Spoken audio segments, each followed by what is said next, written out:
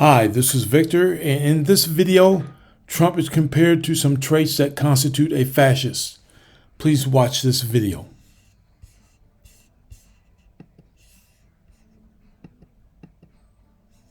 I want to talk to you about the F word. No, not that F word. I'm talking about fascism. Is Donald Trump really a fascist, as some would say? Or is the word authoritarian sufficient? The term fascism is often used loosely, but you can generally identify fascists by their hate of the other, vengeful nationalism, and repression of dissent. To fight these ideas, we need to be aware of what they are and how they fit together. Let's examine the 5 elements that define fascism and what makes it distinct from and more dangerous than authoritarianism. First, the rejection of democracy in favor of a strong man.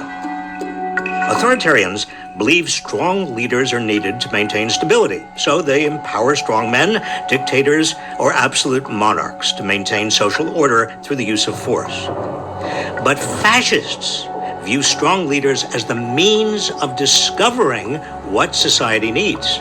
They regard the leader as the embodiment of society, the voice of the people. I am your voice. I alone can fix it. Second, stoking rage against cultural elites. Authoritarian movements cannot succeed without at least some buy-in from establishment elites.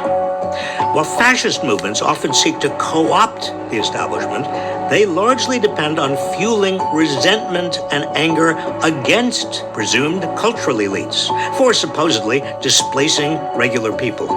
Fascists rile up their followers to seek revenge on the elites. The out-of-touch media elites, the political elites, but the elites from the elites who led us from one financial and foreign policy disaster to another.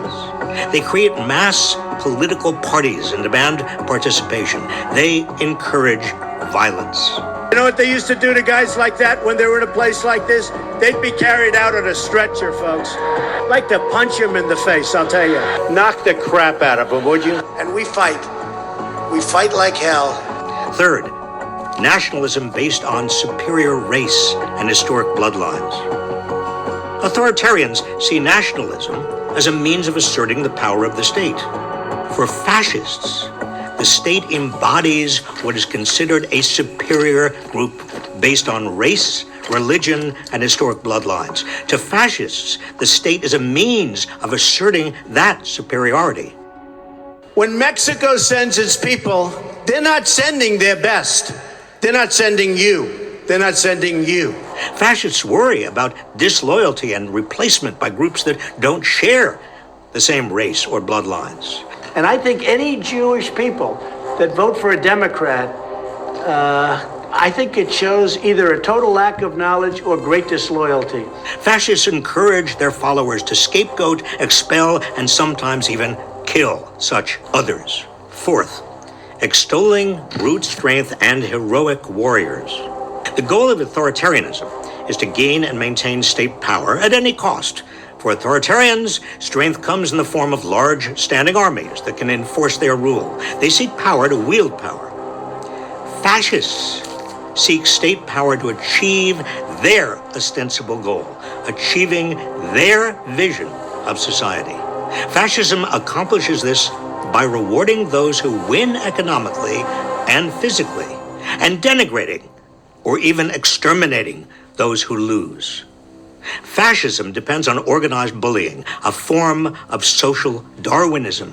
Our people are tougher and stronger and meaner and smarter. For the fascist, war and violence are means of strengthening society by culling the weak and glorifying heroic warriors. I am your warrior. I am your justice. I am your retribution. I am your retribution. Fifth, So now I've seen enough, and based on the information provided in this video, I have concluded that the felon is a fascist, and that is just another reason that we need to keep him away from the White House.